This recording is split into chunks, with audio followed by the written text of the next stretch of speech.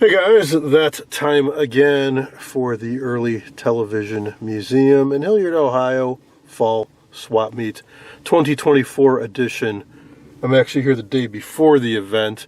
They invite friends of the museum to come on a Friday to help out at the museum, volunteer. You know, somebody's got to keep these sets working, so we do what we can and also help prepare for the swap meet, which will be from 10 a.m. until 2 p.m. tomorrow. I just pulled in. I'm going to get out now and get my bearings, see who's here. Well, there's stuff, but no people.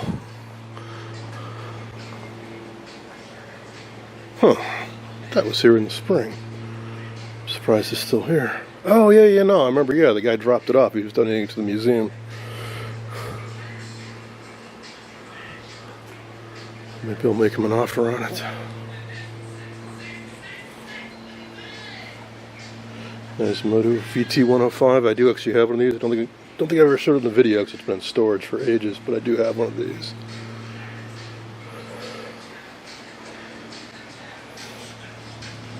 That should look familiar to you guys. I just did a Friday night restoration on one of these. Here's another one for free. With a dead CRT. Missing control door, missing all the knobs. But it has a metal back. Who knows? Gotta be somebody around here somewhere. I don't hear voices.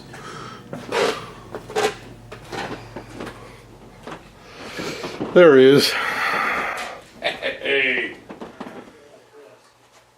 So we need to look at the secondary. Hopefully, if I can find these caps, 20 microfarad. I don't know if it's those cans up there, but it seems like some of the lead caps. Which ones are they? Right there. That 20 microfarad and that 20. So we should get B plus on the top and the bottom. And the bottom rail. Those are. I bet you those are that. Oh yeah. There'll be more stuff here tomorrow. Most of this stuff was actually here in the spring. Some of it's still waiting for people to pick up, and some of it stuff that just didn't sell. And most of this is the museum's property. Patio while we were eating, and all of a sudden she had 4 customers out there, like please whatever. What's this? Still working on that pre-war stuff? I didn't ask. Free Teleking. He had the tube there. The problem was he couldn't get signal. He couldn't get signal in. Yeah, he figured out the fine-tuning shaft was busted. Oh, is that it? He thinks that's what it was wrong. Okay. Color TV test jig.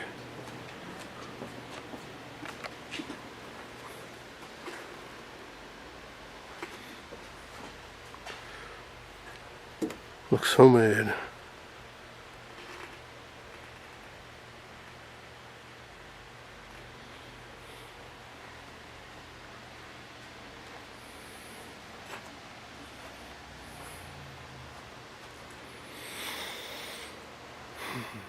Here we are the next day, the day of the actual event, which starts in about an hour and a half from now. I see one gentleman setting up. I didn't see too much other activity, but let's go walk around and see what's happening. That should look familiar to you guys. It's the earlier model 1075 television analyst flying spot scanner to make a test pattern. And we've got a bunch of phonographs and more test equipment.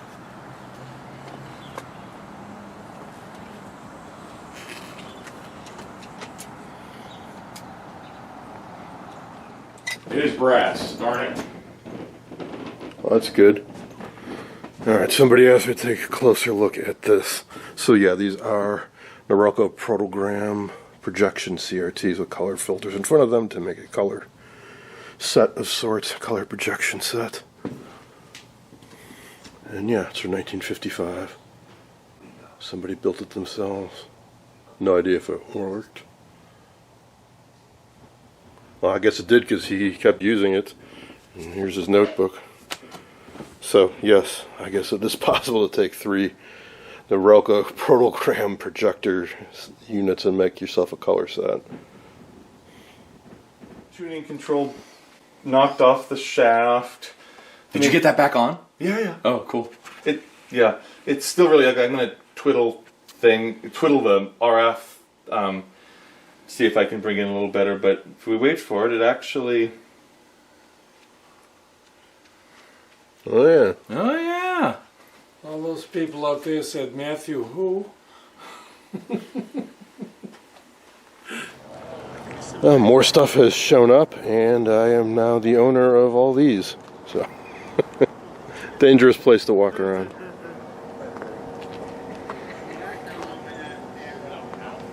Well, nice test equipment. You need all of those. Every one of them. I have or have had all of them, I think. These are my extras. I've got one of each of these in the collection.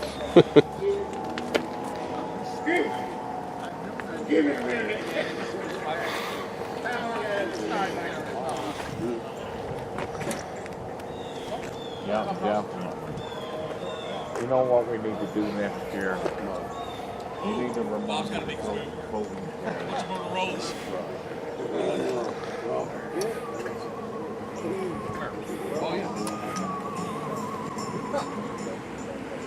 The Hallicrafters.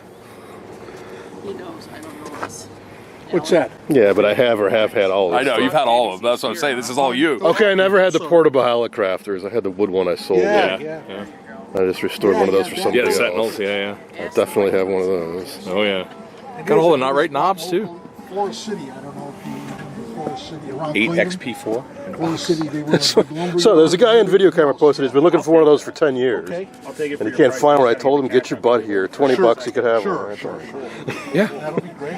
He didn't respond to my That's got a comment. good picture. It really, Oh, wow, one of the only thing space you might helmets. have to spring Yeah, the volume JVC. control scratchy, but it's got, the picture was excellent yesterday. Yeah, no, I love that it's got the box I'm in. Yeah, I good. love stuff. I'll look at it then. You wanna come over there? Oh, pretty blonde GE. Let me guess. Oh, it's got the back cover, but I'm sure it has that same locomotive chassis in it. Even with the bigger size? What picture tube is Wouldn't that? surprise me. It's maybe a 12-inch? Yeah, it's got to be a 12. Yeah, it's got the...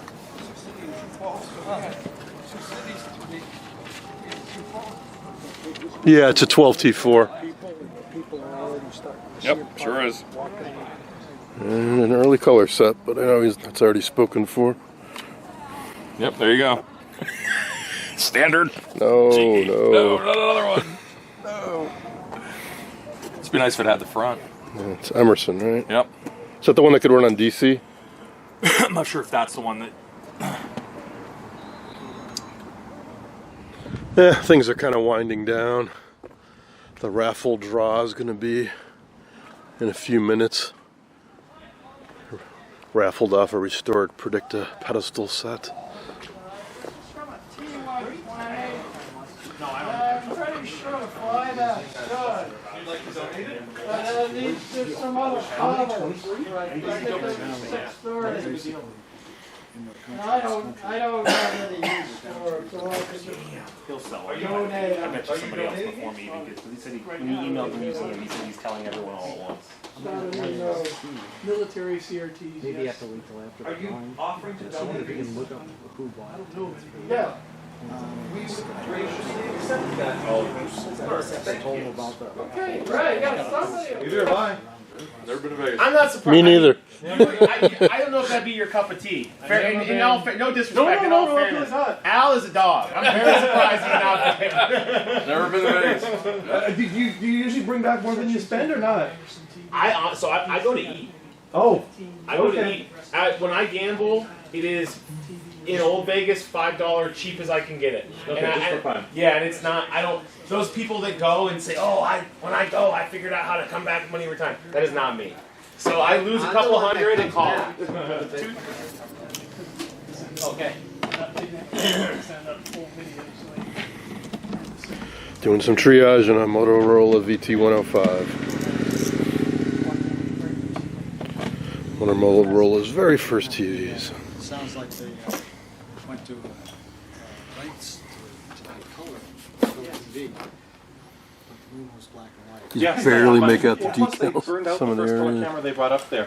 Aimed at the sun burned right through the photocathode. TS9C to be specific. Yeah, they made 4 versions.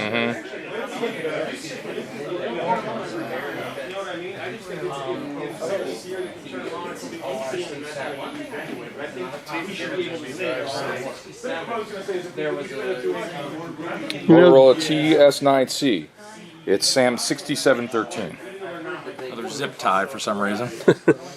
Here's a peek underneath the chassis. We're just trying to figure out what the heck somebody did to this. They replaced some of the resistors. Looks like none of the paper caps have been replaced. A lot of resistors have been marked with white paint as well. See them? Oh, yeah, I know guys to do that. It means they tested it and it checked good. Yep. Yeah, and see how crazy that tuner is? You I don't want to mess with that. No, you do not. Oh, and it's got a big old Candome resistor across the back. Oh, fun. Those open up for short. It is fun. This is what we do. Fun. Okay. Yeah.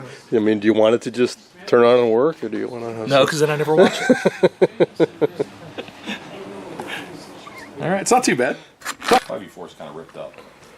So that's going to be about it, guys, for the event. Things are wrapping up. I got what I got. I came here with no agenda.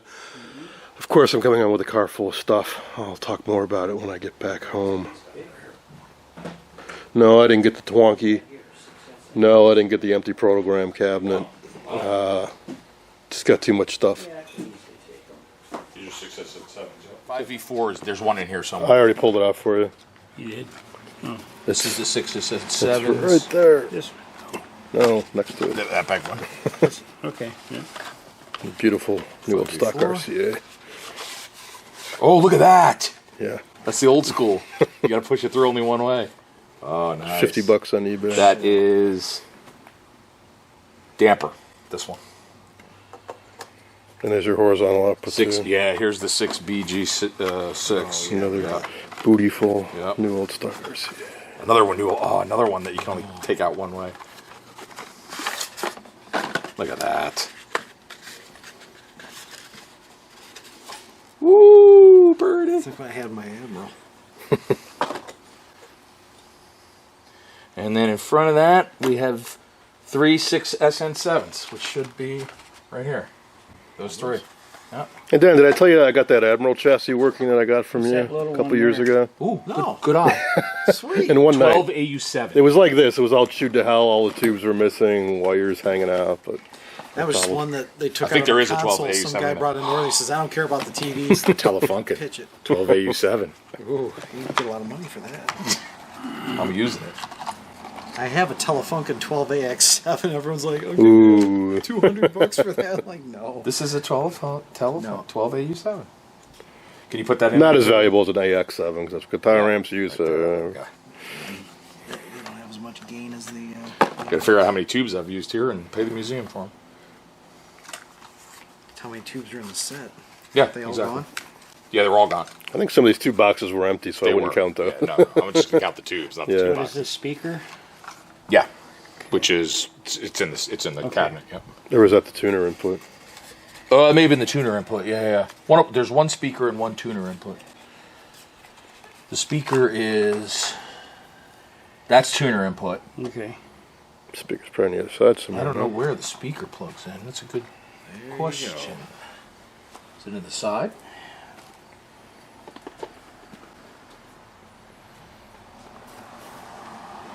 Hey, what wires are hanging off on the other side? Oh, that's the. This is the yoke. And that's the focus coil. Yeah, figured out the yoke. The yoke has been disconnected as well. I guess we're not plugging this in. No.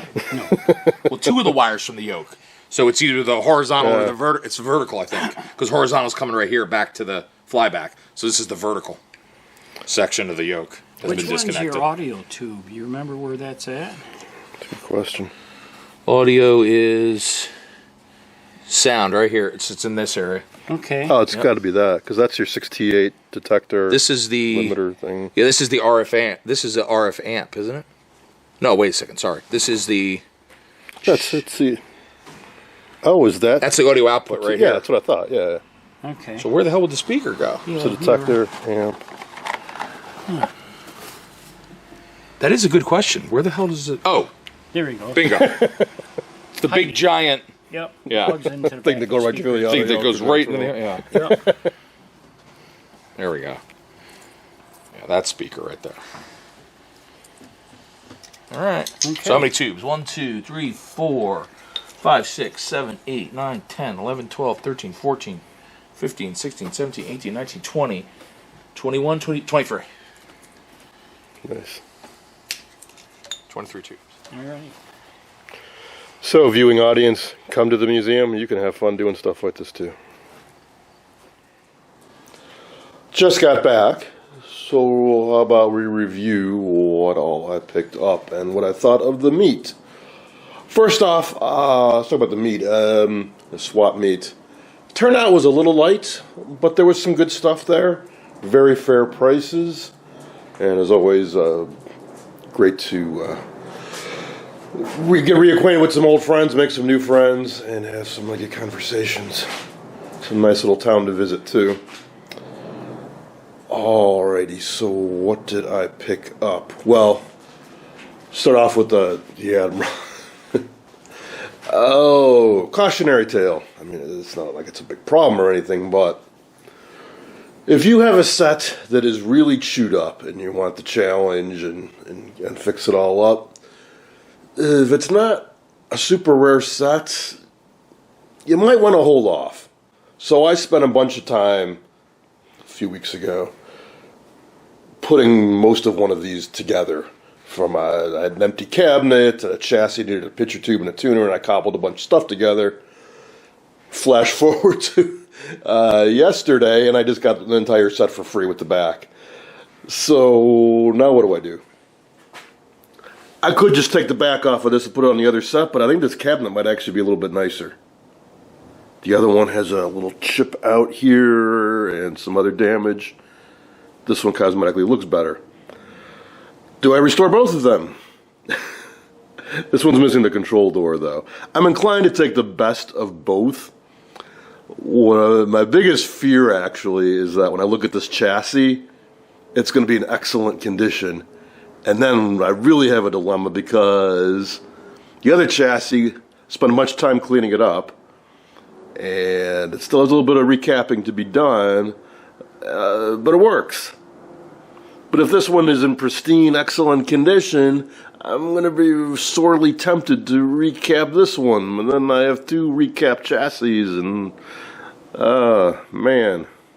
At least this pitcher tube appears to be dead. I don't have a whole lot of spare 12-inch pitcher tubes, so that helps me make the decision.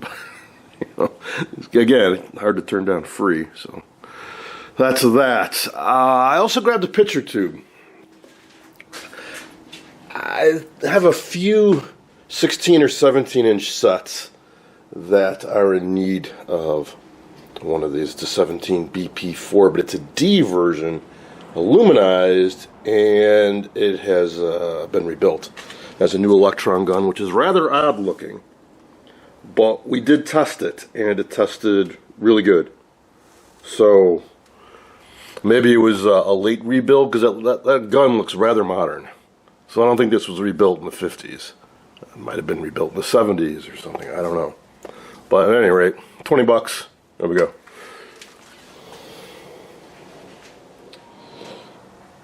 Let's get to the most interesting thing, I think. This was really unexpected that I got 2 Philco 7-inch sets. I've wanted to get these for a long time. I've never seen one outside of a museum before. I've never had a chance to get them before.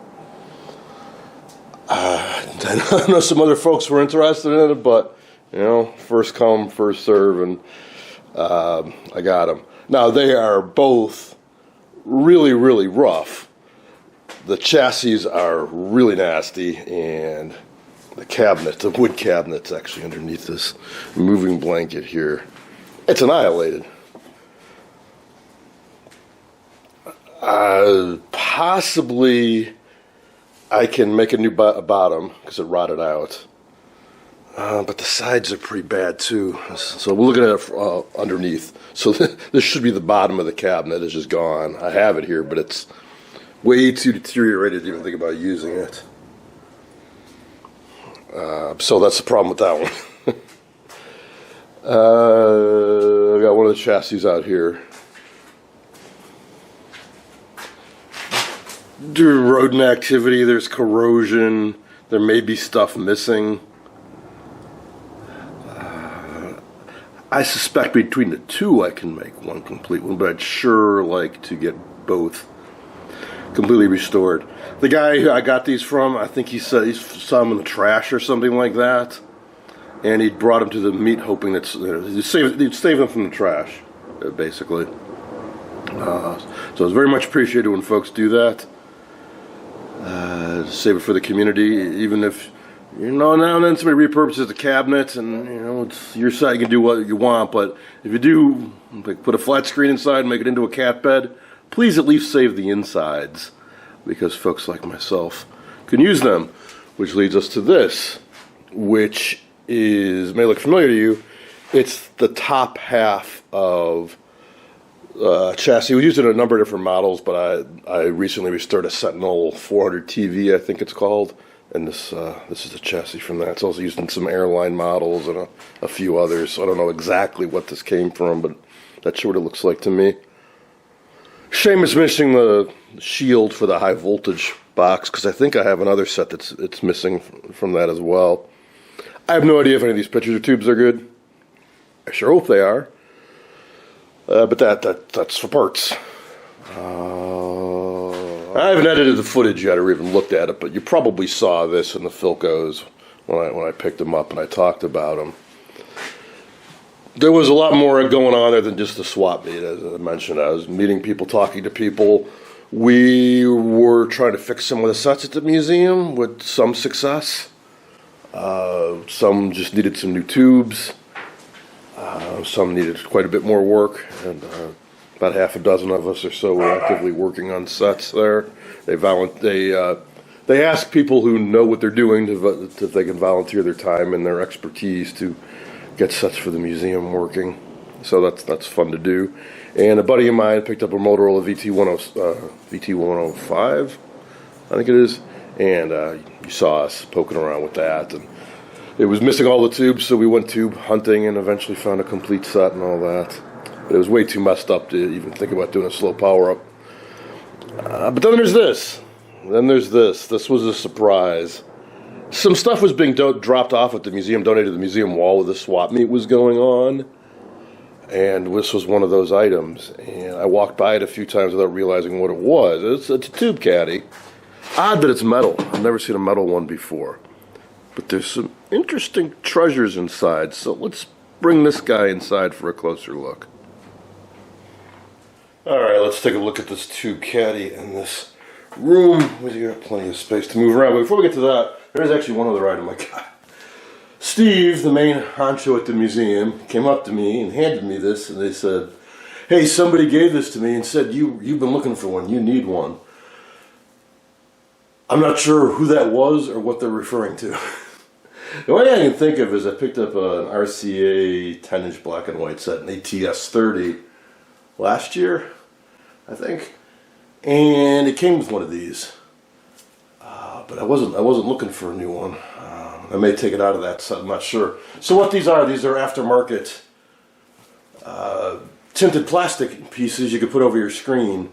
The gimmick being it would improve contrast, reduce eye strain, make a more realistic image, something like that. But that's all it is, a tinted piece of plastic.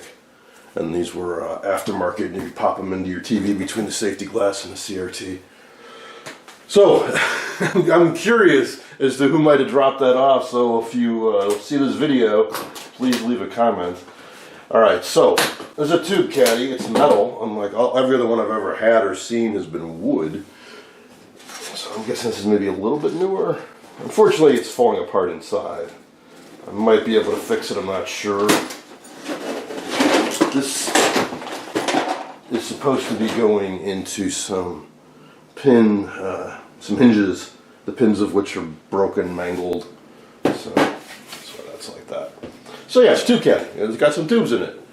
So why did I buy this? Well, it's for the other stuff that's in here. Now it is a good assortment of tubes. There's some good useful stuff on there for TV stuff. It's 6AU, 6SC right away, 6AV6, 12AV6, 3AL5, dual diode, 6BQ5. It's an audio output tube, similar to 6AQ5.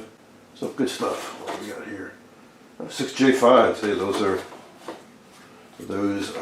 nice to have. These in the RCA630TS. 35Z5, 35W4, 12AX4. So yeah, they're common tubes, but they're, for the most part, they're really useful tubes. 6CD6, nice horizontal output tube. 12DQ6, another nice horizontal output tube. Alright, so we got a bunch of tubes here. We've also got a few parts scattered throughout this. These are some nice, super reliable tubular ceramic capacitors. No, actually it's germanium diode. A couple of germanium diodes in here. Somebody reused the package. And some array phonograph needle. And a drive belt. And some transistors. Got a little Archer. Got an assortment of NPN and PNP transistors. Let's migrate over this way. I don't even know what's in these. I didn't look at these at all. This was late in the day when I stumbled across this, so I didn't really look through it yet too much. Alright, some carbon copper resistors, 820K. Oh, I see they're written on the bags. Oops. Yeah, these are all carbon copper resistors. Don't use them too often, but now and then I want to make something look 100% original and it's got some bad resistors. Well, these might very well be bad just from age, but if they're still good, yeah, I can use them. Oh, what else? Ooh, more germanium diode. Oh. It is a 30 silicon and germanium diode surprise from Radio Shack, $1.19. So we got some 1N914s, 1N60s, 1N34s. I hope I can tell which is which, because germanium diodes, they're used for detectors and a lot of things, and they're made anymore. Radio Shack thing, a perk board, bag of random parts, bunch of 1-watt carbon copper resistors, and we've got some nice enameled power resistors. Selenium rectifier. There are some alignment tools in here. Sure nice to get little twiddle sticks. What's in here? Oh, Olson Electronics. Never been, but I've heard of it. And it's just some pull tubes, I guess.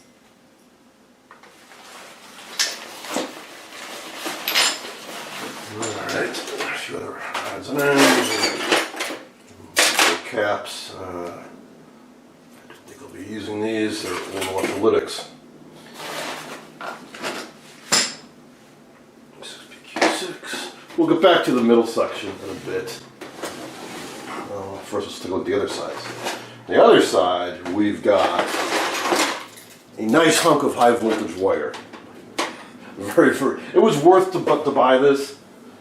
Which was all of $20 just for this high voltage wire, if nothing else. Some good 40,000 volt wire. It also has a high voltage probe. This would, I think I'm plugging any meters I have, not with this 1/4 inch plug on the end, but that's it. There's a very high resistance in this, so you can take your 10 mega ohm input impedance VTVM and hook this up to it, and this will divide it by 1,000, I think, or something like that, or 100. Picture tube brightener, a massive alignment tool, always nice to have, the brightener, handy things to have for nothing else than to, if you need a new CRT socket, scavenge it out on those.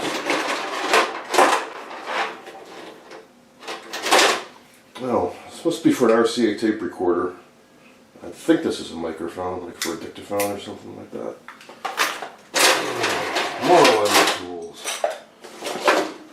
these are adapters, I think, for yokes or CRT testers or something like that. But this is what I want to show you on this side. It's a Simpson VOM Classic Model 260. I've actually never owned one of these. You never see me use a multimeter because I don't have any. I mean, analog. I only have digital. I don't know if this is still good. When I check the batteries, it should have some inside, at least one for the resistance mode. Unfortunately, the test leads are not banana jacks. They're like small little pin test leads. I don't know if I have any. I might have one or two. Enough so we can check that out. We'll do that in a separate video. But yeah, so now and then, when you look through instructions, like the alignment guide or whatever, sometimes they'll say that you should use a 20,000 ohm per volt meter or whatever. That's what this is. So there are times when you might actually want to use one of those rather than a VTVM or DMM. Alright, let's get to the middle. I'm hoping at least one of you guys can help me with this, because I know what they are, but I don't know what they are. Meaning I know what they are, but I don't know who made them, or what they were called, or where I might find a manual for it. What this appears to be is either a training kit, a teaching aid, maybe something for hobbyists that you could buy. It's sort of like a precursor to the Radio Shack 101 electronics kits, where you had parts, components with little spring connections, and you could hook them up and make different circuits.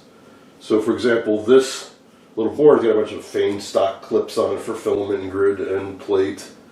I think it's a 6SN7, so dual triode. This one looks like it might be an antenna coil.